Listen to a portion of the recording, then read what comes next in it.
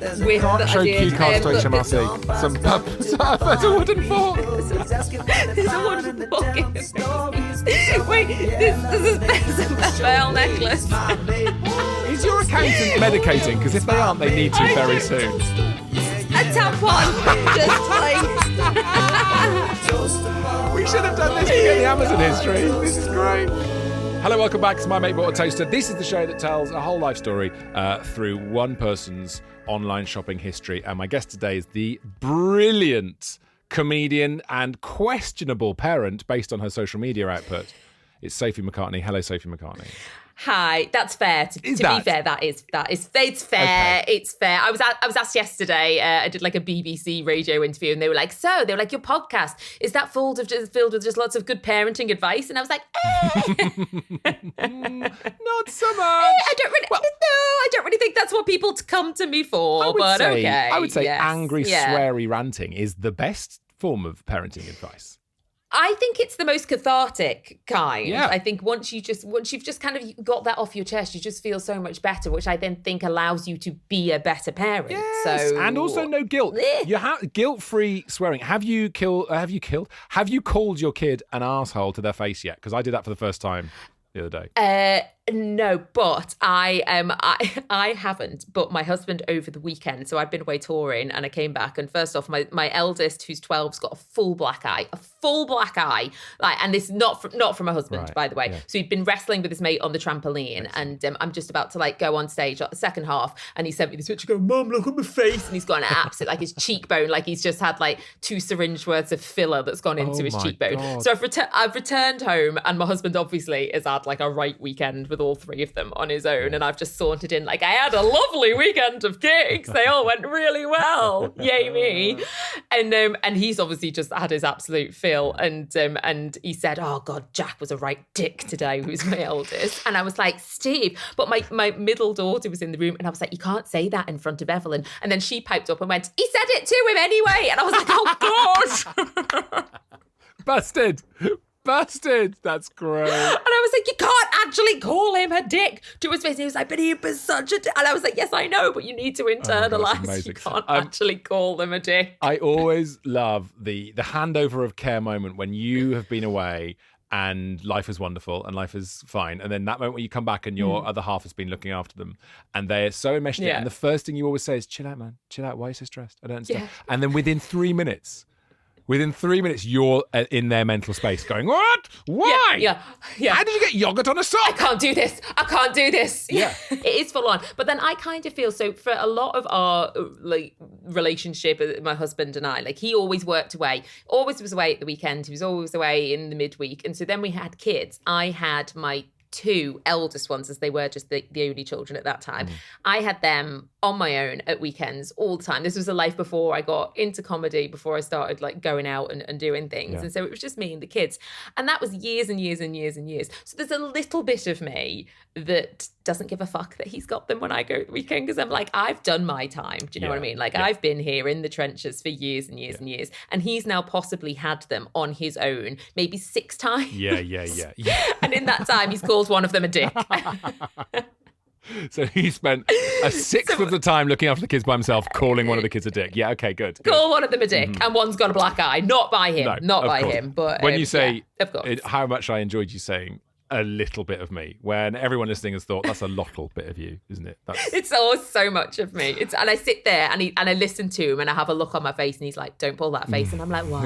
And he's like, "Don't pull that face." I'm like, "What face?" So what I'm going to do, okay, is just have a little browse through. I'm gonna pick at 2021. It feels quite recent. Okay. It feels Yes. like you're going to have very young kids at that stage in your life. Yes. Yeah. I possibly was pregnant in 21. No, I wasn't. I was getting drunk in between Christmas and New Year in Yes, 21. okay. And then I fell pregnant. So if there's a lot of booze somewhere in December, that was possibly Okay. related then to the subsequent baby. Well, this first item definitely relates to having babies and fertility. And maybe this is some sort of fertility spell you were casting. The 9th of March 2021, you've bought a fancy dress Boris Johnson wig. And we all know that man only has to put that hair on and there are babies everywhere.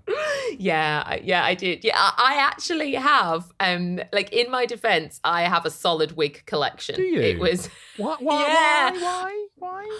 Well, okay. So as I moonlight as somebody who makes online comedy content at the same time as somebody who goes out into the real world and makes comedy content. Yes. And so I'm assuming, now this was 21, I am assuming that I think this was potentially, was Boris getting kicked out at this point? Maybe. Isn't it weird how that's all a blur? Isn't it weird how I'm like, was there a lockdown then? I think I know COVID was 2020, and then there's just this, a lot like when you have young kids, there's just a blur of 3 or 4 years. It's just our DPD man knocked on the door a few months ago, and he was like, did you know it's exactly 4 years to the day since lockdown happened? And I was like, no, I fucking didn't. But thanks so much for just taking me back to that traumatic moment in time.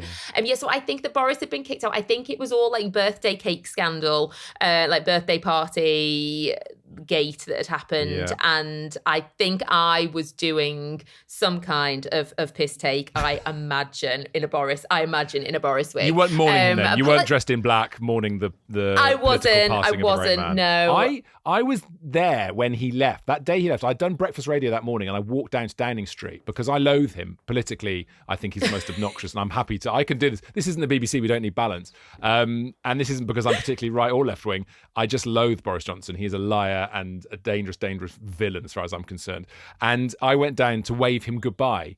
And it was an amazing moment. Stood at the Downing Street gates, and I watched him make the speech. And I was one of the people cheering. Someone had Things Could Only Get Better playing. And then Andrea Jenkins, who's now a councillor for Reform, Andrea Jenkins walked past, and famously she gave the finger. At this point, she was a Tory MP. She gave the finger to a load of chanters. And honestly, Sophie, she gave the finger to me. It's me she gave the finger to. It's one of my great claims to fame. Was it photos? Please tell me it was photographed. Yeah, but not with me there. Somewhere? Not with me, thank God, because I'd probably get in trouble with work. There. But that photograph went really viral because obviously, can you imagine 10 or 15 years ago, MPs giving the finger? MPs just flipping the bird. Exactly. And it was brilliant because, of course, we all just cheered. It was a great day. It was a great day. It was a proper street party day. Yeah, I think that video, actually now I've had a second to recall, was an interaction between his wife and basically referencing him as a toddler refusing to leave like soft play was basically the vibe. Nice. So it was like her just being like, I've had fucking enough of this, Boris. You need to go. And he's like, I'm not putting on my shoes. You can't make me. And she's got a pack of chocolate buttons trying to get him out. He was in his socks when he left. I spotted that. He was, yeah. Confirmed.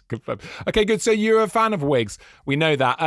Now, with a wig, yeah. Do you have a sweet tooth? We've got some grenadine syrup here, some bowls, and some Monin premium pineapple syrup. Is that you? Oh, yeah. So, okay, this would be for a gina colada. So this is a pina colada made with gin, and there's like that you get this pineapple syrup, and it goes in. So it's just this pineapple syrup, a splash of pineapple juice, and some gin. Give it a little bit of a zhuzh, and it makes a gina colada, and it's delish. A gina colada. We were all alcohol. I mean, we might still be, but a lot of alcohol. I ate a lot of chocolate during that phase of my life in the lockdown vibes and all that time. It was either making cocktails, and it was also people sort of, because I think because we're rushed in our lives, we drink in the most immediate way, right? I just want a pint. I don't want to think about it. But then in lockdown, we had time. Oh, and we became fancy. Cocktails had an absolute moment because we had time to get wasted. They did.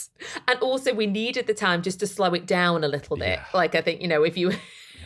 But then I guess the measures, got over like the Zoom quizzes and things that you were having to do with your mate. The Zoom quiz, you remember the Zoom quiz? I remember my birthday, my husband had arranged a Zoom quiz with like my family. I was like, what the fuck is this? Like, is he a good birthday husband? Because I try and pride myself on being a good birthday husband to my wife. No, he's not. Okay. He's not. So actually, I think I think actually lockdown birthdays were his genre, to be honest. Like he was like, I can do this because we can't leave the house and such minimal effort is required to organise. I can organise this because there's no options because we're all trapped in a room. We don't have to go to the Ivy. I don't have to spend any money on this. So I was 40 last May. Coming up to 41. And I had a wobble. I did have a wobble at 40. And I might have a wobble at 41 actually, because I have been saying I have just turned 40 now for a year. Whereas when I turn 41 in a few days, I will then just be in my 40s. Yeah, I know, mate. Which I'm now mid-40s. I'm turning 45 soon, and it's insane. And it's like... Yeah. And I was fine with it. I was fine with it, turning 40. Of course. Fine. I was a bit, fine with a capital F. And then I would say 43, 44 is when I went, I'm not fine with it anymore. I'm not. No. I see. I don't know whether I'll just roll over and accept it and die in my mid-40s, but I'm just still at the moment. I'm still clinging up. I wobbled at 30 because of its proximity to 40. So I think I knew I wasn't going to take it particularly well, and what did you do? What does it mean then? Take me through the mentee bee that came along. So I insisted on having sex with my husband the night before my birthday, so that he last time in your 30s. Yeah, so the last time that he hopefully would have sex with a woman in her 30s. Okay. That's the best gift you can give me. Oh, okay. And then I cried afterwards because it was going to be the last time that I had sex in my 30s. Wow. I was like, I don't know when this is all just going to go away. I'm just going to wake up one day and it's just going to be dust. Like it was, So there was that. There was aging as well. So I'd got before 40, I'd gone on a fitness kick as well. So I'd got fit for 40. This was just all I had in my head. I was like, I need to be, it was ridiculous. I need to be in the best prime shape of my life before I hit 40. But the kick on of this was that when you then lose weight and when you pass a certain age, you fuck up your face as a female. I don't know what it's like for same for men. Men. You look drawn. There's too much skin. Yeah. It's just like a Wallace and Gromit sketch going on. So it all went from my face. Like men, you can hide it. I think the beard is plastic surgery for men. Oh my God. You can hide so much under a beard. Yeah. It's a gel mask. Yeah, exactly. And that's that's kind of bring back lockdown just so at least I can have the face covering. On his lockdown school run when we could actually then go out and it was summer. I had a pair of sunglasses on like this and then the face covering up here, just chef's kiss for just not having to do anything with your face. So I lost a bit of weight and then fucked up my face and then I've all saggy skin, the wrinkles became more apparent. So then I was like, oh God. And then I realised actually I was a lot more haggard than I thought I was because my puppy fat had just been padding it all out. So then that contributed. It was just, I think it was just this overwhelming sense of irrelevance. I think that was dawning on me that once I got to 40, I'm a shit feminist. I was like, the builders aren't going to be catcalling me now, are they? It's disgusting when it happens. It's disgusting, but it's even worse when it stops. Because that's when you know. Love it. That's when you know. Excuse me. No fucker. Yeah. Come on, the scaffolders have got to do it. They're all mad. At least get the scaffers to do something. Elsewhere in 2021, we've got some glitter liquid eyeshadow. We've got an LED torch headlight. I don't think that was me. To be fair, I think that was something my husband is very handy. He loves a DIY project. And I think that particular one for the headlight, he had gone under, so we live in quite an old house. It's an 1800s house and it's got a very creepy crawl space. Haunted? Underneath. I think yes. So okay, yes, and I'm not really that way inclined. I'm not, I don't really believe in psychic visions and all that kind of stuff. And if you'd said to me that probably maybe 10 years ago, would you think about ghosts? And I'd have been like, no. But we had a weekend away in York, actually, just side note, and we stayed in a hotel and we woke up in the night and the taps were running full blast in the room. And I'd said to my husband, I was like, you left the taps on, and he's like, I haven't been up. You've left the taps on. And I was like, I haven't been up.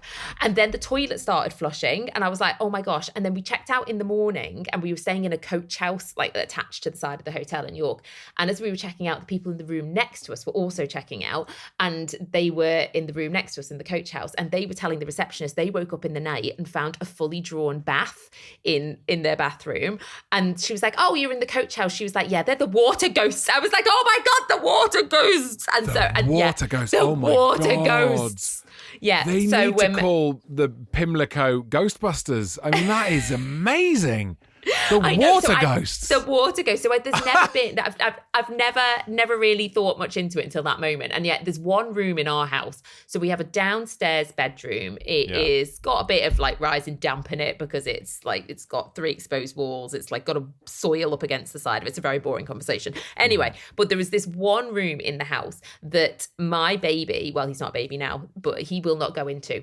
So even when he was very, very little, so it's our guest bedroom. So when my in-laws came to stay and they were like, give me the baby, you go and have 5 minutes. And I'd go to hand them the baby in their room. The second he went over the threshold, he would scream. You'd bring him back out again, he would stop. You put him in, he would scream. And even to this day, he won't go in there. And there's just a really like weird cold sense of dread in the air in there. And it's because it's an 1800s house.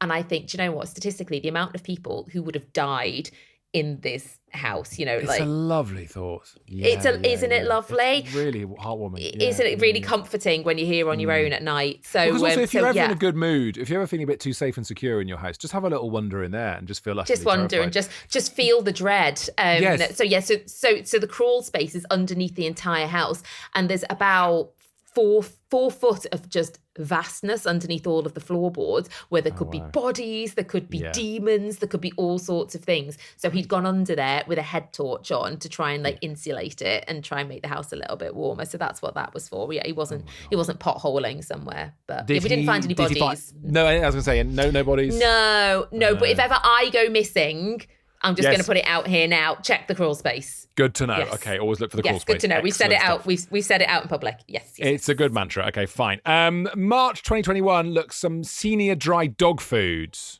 Is this you? Do you own the pooch here? I did have a senior, but she's now no longer with us. I hate that. We had one who's senior as well, and that's the problem with senior dogs is they become ex-dogs. They do tend to die. They do. They do tend to die once they hit that age. Yeah, How old? So she got to 30, and so she actually only popped off last in December. Yeah. But yeah, I think you're senior past 8. I mean, I complain about being, a 40-year-old woman. I reckon it sucks to be a dog more, doesn't it? You get to 8 and you're then classified as a senior. Get on the senior kibble. Your teeth are on the way out. Everything's a choke hazard. So poor Millie. So Millie was a beagle. Millie was the naughtiest dog in the whole world. I think beagles can be real assholes. I love them, and but they've got the weird bark, the whole it's a sea lion, isn't it? Yes. Yeah. Anyone who's had a beagle does a perfect impression of a beagle bark. It's such a niche bit of dog knowledge. Are you a beagle? Were you a beagle owner as well? No, I'm a North London cliche. Everything I own's got doodle in it. I've got 2 big doodles, half poodle nonsense things. One of whom's got a collar of shame on at the moment because she's got some weird growth on her toe, and it's just like, and there's blood everywhere. And I'm like saying to my wife, let's just yank it off, and she's like, no, she has to be sedated. So she's walking around looking like fucking Sir Francis Drake. It's ridiculous. But I know lots of beagles in the park, and beagles and huskies, they've got their own vibes, man. They've got things to do, and it's not you. It's not you, no. And so because they're a working dog breed, so I was told that working dogs are, you get two different types. The working breeds that work with humans, and then the working breeds that work against humans. And yes. That's what the beagles do. So I guess back in, when they were used for hunting, I think they were rabbits, that not like foxes, because they're a bit too stubby. So they were bred for rabbit hunting, and they were just let to go, and that was it. They're just designed to run for miles and miles and miles. And that noise, you just follow the sound of where they were and on the horses or whatnot to find the rabbits. You have 2 types of dog barks. You have a dog bark that says, where are you? So a Labrador goes woof woof, as in, where are you? I'm trying to find you. And then you have a beagle bark, which is, I'm here. So I'm over here, so you need to come to me. I'm here 6 miles away. So it feels like a you problem. Honestly, the amount of times that I lost her, because she had no respect for me whatsoever. No, she loved me, but she was like, Nah. So I remember, so when my eldest was really little, we'd gone out for a walk, and where we lived, there's like this really safe path. There was a Christmas tree farm randomly on either side of this path. Lovely little walk, only like 10 minutes away from our house. We'd gone up, I'd let her off. She caught a scent of something and bombed it off into this Christmas tree farm. I had the pram. I couldn't be like crawling through hedgerows to try and find the dog. We were out for 4 hours but I could hear her. And she was off like in the distance, like miles away. And were you just going, Millie? Yeah, just like, then it became like a bit more like through gritted teeth. Oh, sorry, with me saying this is now the replacement to Millie, by the way. Oh my God, look at this. This is Woody. Oh, a spaniel. I love a little spaniel. Oh my God, Woody's gorgeous. Oh, Woody would never do that to you. Woody wouldn't do that to me. Hours. He's not been trusted off the lead yet, so no, not yet. But I had to call my husband, and he had to leave work to come and collect the dog. And the second that he got to us, and he went, Millie! And she just trotted out of this hedge like, ah! My child had been eating like stale crackers that I'd have found in the bottom of the pram, just like some crumb crackers, because we'd been out for 4 hours and I couldn't leave her behind. This is why, this is the perfect illustration of why feminism is never going to work, guys. You've got to have each other's back. You can't wait for the man to come along. I know. But I feel though with Woody, so Woody's a boy, and he loves me. I am his person. Yeah, he imprinted on me. He gets his lipstick out for me when I walk into the room. Wow. See, makes me feel special. You were worried about, no more action after you turn 40. I've still got it. If anyone is worried about being in their 40s and not being beautiful, get a pre-apic dog. That is the answer. Yeah, and that is, and you're just like, stop it, put it away. You know what? There's going to come a day where he doesn't get his lipstick out for you anymore, and you're going to be sad. You're going to be sad. If you're just like shimmying into the kitchen, like trying my hardest. But how? I mean, that's the ultimate question. How would you, as a human, turn on a dog? What would you have to do? Because the cleavage isn't going to do it. It's not going to do it. I reckon it's some like kind of like gravy smothered on something. Is it you've got to be tasty? I think maybe. I don't know. At the moment, it just requires me leaving the room for longer than 10 minutes and then coming back, and he thinks he's been abandoned, so he gets his cock out. God, it's such an unhealthy relationship. It is. I mean, but it is, I think, possibly, just quite, representative of most male relationships. Though, I was going to say, it's why I split up with a lot of my early girlfriends. They'd come back in with the milk and the paper, and they'd be like, "What is that doing there?" Sorry, it's been a long 10 minutes. I thought you'd gone forever.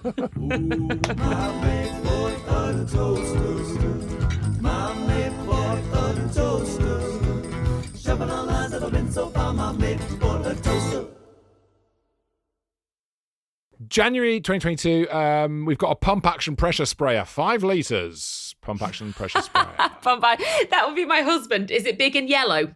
Yeah. Is it a weed? I think it's a weed killing thing. Weed killing. It's weed. I am not a gardening kind of gal. Houseplants come to me to die. I euthanize houseplants. That's I'm like Dignitas for a cheese plant. Like I'm just like, just step into my office and I'll dispatch you very shortly. What is it that you do to kill them? Because we're very similar. We've got a little backyard which is rubbish, and we just like every plant in our house dies. They turn strange colours, and I don't know what we're doing. I think where I go wrong is that I get them, I put them on a shelf, and then I don't water them ever again. Interesting. They just live. They just sit there looking nice for about a month and just dying a slow, horrible, dehydrated, painful death. Excellent. I think is. I'm not an expert, but I think that is possibly where I go wrong. I would say that's, you're giving Dignitas a bad name there, because that's not the approach of Dignitas. That's not what they do. That would be awful. No, to be fair, it would be awful. How long has she been there for? For God's sake. God, she is. No, cut off both the taps. Don't let the water ghost anywhere near. Don't let the water ghosts in. But it's that thing of what we do. You're absolutely right. It's a bit of an epiphany that plants need water. But it's that thing of there's something about walking past the humble potted houseplant on a mantelpiece somewhere and going, need to water that guy. Need and to then water it. on I go with my life. And it's that every single day. I feel like there's a deeper metaphor for my life in there somewhere that I just don't, I'm too busy going sort of 5 minutes into the future all the time to stop and do that sort of stuff. Do you know what I mean? Yeah. Like, I know what you mean. I mean, I think though, if you've got children, as long as you remember to water the children, I think though that's yeah. I think you've done all right though if you just remember. As long as you walk past a kid and go, remember to feed that, remember to give that a drink. I think maybe as parents, that's maybe where the house plants come a crop at. Really, they're like the second child. We had to go and water our neighbour's plants the other day. She was away for quite a while. I know, but she's just had the house done up. Oh. And we have, she's lovely. She's a new neighbour. And my wife was like, oh, can I come? And we went over there and the house is beautiful. And my wife got her camera phone out. She started taking pictures. And I was like, what the fuck are you doing with that? She went, our neighbour number 3, I won't say the name, she wants to look at the house. So she wants to have a look. I said I'd take pictures of the new house. I was like, no. I made her delete them. I was like, you absolutely cannot do that. And then, so we go over there and we start watering these plants and they're just all dying basically because I just forgotten to do it. So I watered them all. But do you know what? They all came back to life. They looked dead, honestly. Yeah, they all came back to life and it was fine. She came back and she was like, oh, I've got to get you a bottle of wine, say thanks. And I was like, don't do that. No, don't do that. No, give it to the plant. It's very dehydrated. Yeah, please, exactly. give the plant a stiff vino. Yeah, exactly. Just drink it at the plant's funeral. I think that's the best thing to do. Look, there's more wigs here. You've obviously got a wig issue going on. I've got a wig issue, but I'm also that go-to mum. So when it is like World Book Day or something's happening in school where the kids require some kind of stupid fancy dress, I am the go-to mum on the WhatsApp group for, do you have like such and such wig? Because I will always have the wig, and they know, all the school mums know that I'm the one with the wigs. You are a strong WhatsApp mum. That feels like a modern sort of genre, a modern stereotype. The WhatsApp mum who's always got the answers. So are you across things like the spelling test and the homework, or are you just a practical solution? No, literally just the wigs. Tom, don't push this. You're not going to find anything about me here. It's just wigs. I'm actually the polar opposite. So I've told you a slight lie, because when my son was in primary school, he's now just literally into year 7. I was in his WhatsApp group. So I was the wig WhatsApp group mum on that side of things. My daughter, however, when she started school 3 years after him, I refused to be in the WhatsApp group because I could not deal with people messaging and this is their first child, their first go around. I couldn't cope with the stupidity of human beings being like, it's cold today. It was like -3. Are we allowed to send them into gloves? No, Janet, you're not. Okay. School just want your child to develop frostbite and chilblains and for them to have little gnarled stumps where their fingers were. Yes, you can send them in a pair of fucking gloves. This is so true. It drives me absolutely mad. But also the thing about when you've got your second or your third child, if you're an absolute moron, hi Sophie. Hi. That thing of going into the WhatsApp group for the second or third child, it's a bit like you've got to third year at uni and you become a first year again. And it's like, you've done all this. I've done all this stuff. I can't, and it's awful, but I'm completely the same. But here's my problem now, because my son is now in high school. And so the WhatsApp group for when he was in primary school was very helpful in terms of me knowing when weekday was going to be, or, when sports day was, when they bring your shit tins at the back of the cupboard that are 6 years out of date for Harvest Festival. The Harvest Festival, yeah. The Harvest Festival drop off. Yes. Yeah. No one should eat this, by the way. This is dangerous. Do not eat that. You've got like a Tesco like everyday essential tin of kidney beans from 1994. It's the blue and white striped tin. It's that old. The rust will wash off. The rust on the actual beans. Yeah. The botulism, that's great. They'll be thankful for that. They can rub it into their foreheads. But because I'm now not in the group, because I refuse to be my daughter's, I don't have a clue what is going on a day-to-day basis. Yes. And she's now year 4, and it's now too late for me to go back with my tail in between my legs and request to be on the school WhatsApp group because I'm the only mum who's not on it. And I think they're like, Sophie thinks she's better than us. Oh, and no, she's not in the mate. WhatsApp So group. are you in any sort of splinter WhatsApp groups where you harvest the information? Yeah, so I have, very fortunately, my mum friends that I made at school, like their children, so they were the mum groups I got from Jack, and then fortunately we all then decided to have the second child with the same age gap between them. Yeah. So their kids are in, so I will just have to message them, or they're very good in the morning when they know something's happened. I'm like a child trying to like parent a child. They're like, Sophie, did you know today is? And I'm like, thanks so much. Like, I'm just, a complete liability that can't be trusted. I'm so disorganized. Again, not to put too much of a gender steer on this, but for a man not to be on that group is a non-event. But for a mum not to be on it, generally speaking, is a big deal. And that's terrible. Yeah. It's terrible. It's outrageous. And there were no dads, by the way. I can't speak for Evelyn's because I'm not on it, but on Jack's school WhatsApp group, there was not one dad in the WhatsApp stop group. it. Not one dad. All the responsibility fell onto the mums to know when it was like reading book return day. Just get on the group and then archive it. At least that way you can pretend to be a bit modern. Wow. Exactly. No dads whatsoever. Okay. All right, fine. I mean, to be honest, any of the sort of dads who do that are not going to be listening or watching this podcast, so fuck them. Exactly. All right, look, moving on. We've got Mr. Frosty, the ice crunchy maker. Delicious. So I got this. This was for a video, to be fair. So this was a video that I did about all the things that I wanted as a child in the 90s and was denied horribly. Good. So I had campaigned heavily for this Mr. Frosty. I wanted a Mr. Frosty. I wanted a Tickle Me Elmo, and there were a couple of other things. But the Mr. Frosty, my parents always refused. And I despised them for it. I think probably in later life counselling, when we've got to that point in life that they're no longer with us and I decide to just go and unpack all the emotional trauma, the Mr. Frosty is going to probably be right up there. And I just could not understand why they hated me so much that they wouldn't waste their money on the Mr. Frosty. Yes. I now, having bought it as an adult for the purpose of this video, I was like, oh, I see. I see that they were... They were perfectly well within their right. This is therapy. It was therapy. I can let that go. Let that go. Yeah, because they were 100% were right. And it probably would have been like 30 quid back in the day, which would have been so much money back in the 90s. And it was absolute shit, to the point where my daughter, she tried to use it and she got so cross with it. So bear in mind, she must have been only like 7 maybe at the time. She was hell-bent on going to like the powers that be and trying to sue, I don't know who it was that made it, but try and sue them for false advertising. She was like, what is this? It doesn't even work. And she was like throwing it across the room, and I was like, nice. I know. You're raising a little Erin Brockovich. This is good stuff. I know. She was livid, absolutely livid. How very dare this product be advertised as making slush puppies when it wouldn't even churn the ice. Right, so that's what it's meant to do. It's meant to.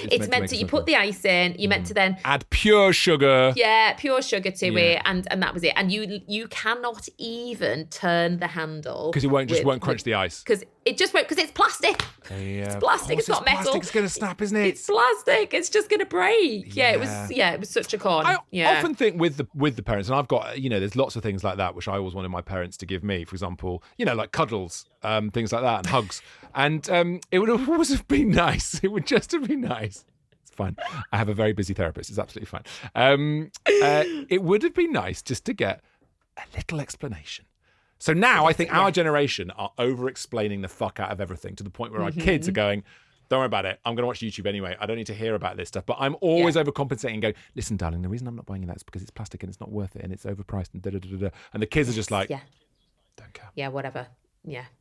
Well, I'll next time, if you ever get faced with a Mr. Frosty, I'll send my daughter in your direction and she can give a very empowered speech. Thank you very much indeed. Good. When they're looking through your shopping history and they don't understand it, you have been bought red-handed. Moving on, Sophie, here's something which happens on the show every now and again, so please don't feel any shame at all. But you have bought your own book, which is a wonderful moment to plug your book.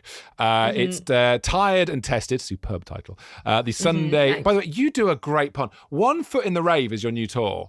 That is... Yes. I hate doing Chef's Kiss, but it's great.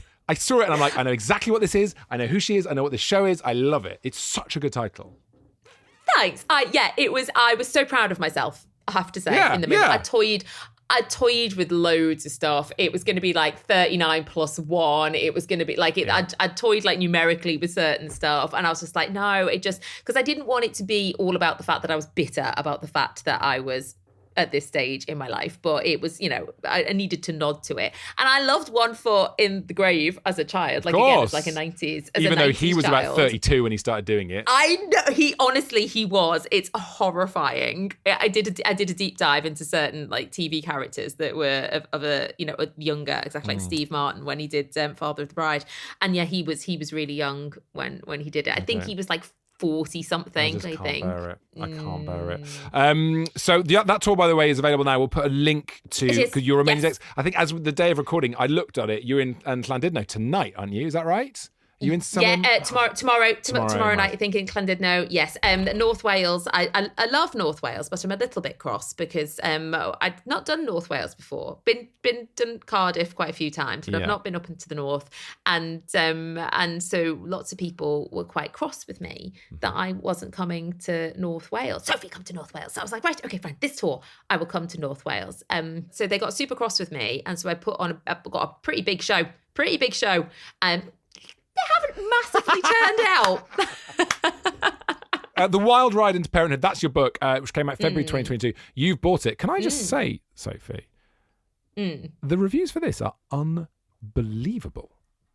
Is it still holding at 5 stars? Dude, it's at 5 full stars. Don't say that. She's not here. My wife is an author, right? She has written Sunday Times top 10 best-selling novels, and she does not have 5 full stars like this. This is huge, and not from 8 reviews, because sometimes you get 5 stars because 8 people have reviewed it, which is you plus 7 different emails. Yeah. But this is just, I won't embarrass you by reading all the good reviews, but loads of people just saying, well, it's absolutely brilliant. Tell us what it was that you've done, the funniest insight into the reality of motherhood in a nutshell, because we are running low on time, but like, how did you set about writing this book? Did you just use everything you'd absorbed doing podcasts and doing live? What did you do? Actually, I wrote this in lockdown. So it's my complete mental decline, I think, of lockdown. And maybe this is why I think this is why people resonated with it so much, because I'd signed the deal, and then we went into lockdown like maybe 2 months later, and I had to homeschool at the same time as hit my writing deadline, and it was probably one of the most stressful ventures of my whole career, so it probably just came from a place of just pure sleep deprivation and madness, if I'm being honest. But that gives you honesty. That means you're disinhibited and you're just going, I've called my son a dick or whatever. Like, you have to be honest. Whatevs. Just get it out. Hit the workout. Get it out. It's fine. There's no point going back to just pour over it and over edit it. So I just wanted that book. It's kind of, I dive into lots of different topics. My kids I'd been approached to write a parenting book years ago. And I started kind of just toying around with a few chapters on it, and we didn't get any further with it. And I was a little bit disheartened at the time. I kind of took it as a bit of a knock to the confidence. But then started doing more like live comedy stuff. And so actually like it just pushed me in different directions, and it was fine. So then I've revisited the actual, like the physical writing of a book. And actually, I think that time in between, to allow my children to get a little bit older, it gave me a breathing space, because I think sometimes when you're in the trenches, when your kids are so small, and your whole life is completely dominated by them. I mean, your life is always dominated by them, but when you've got a very small baby and you've got a toddler running around, you don't have a minute to yourself, and it's like you've got an extra limb. You've got an extra limb on your body that's sentient, and you just have to monitor it the whole time. Of course, exactly. Like you completely lose any sense of purpose in yourself, other than just to make sure that these small people don't die, and that is it. And so, in many ways, it's like being Willy Wonka. Yeah, exactly.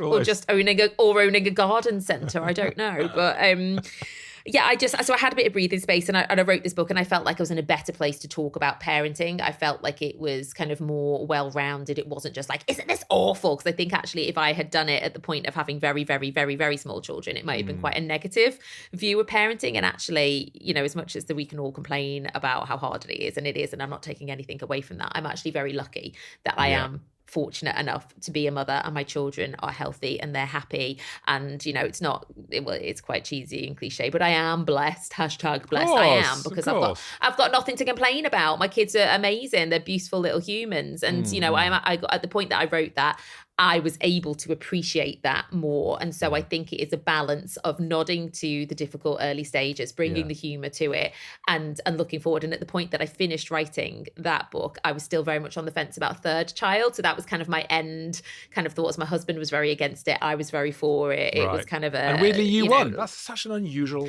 sort of outcome. Well, I'd say a bit of alcohol had something to do with it, and men are quite simple creatures. But ain't now the third one, like, he's the favourite. Can I ask a question? Did you leave your husband for 10 minutes, then come back? yeah, just left it, and he was like, I'm so happy that you're back. I'll give you anything that you want. Yeah, have all the babies. And that's how you do it, girls. That's how you do it. Easy peasy. Yeah, so that was the first book, and then I have a second book as well. I've got Mother Hens, which is my fiction book. So I then went on. I liked writing the non-fiction. Like, it was good, and I felt like it needed to be done, and I think it's what people expected of me for my first written piece, for it to be what I spoke about online, what I speak about on my comedy stuff. Yeah. But then actually I wanted to take a bit of a departure from that, and then the fiction allowed me to do that. And then that was just about a load of mums who go away to Ibiza, a few fall down a K-hole, there's a hitman. Like, so it's quite Yes, please. It's a departure. That. Yes, that works. Yes. That works well. Mm-hmm. That's good. Yes. All right, listen, talking of departures, we're going to have to depart each other's company in a second. So what I'm going to do, I've absolutely loved this. And I honestly, there's so much stuff here. This has got a sequel written all over it. So don't think you're getting away from me. In a year's time, we go again, okay? I'm just going to have a quick look at the last couple of things you've bought. We've got a kid's helmet, just so they don't get any injuries like black eyes and things like that. Yes. Very important. We have got a file organizer.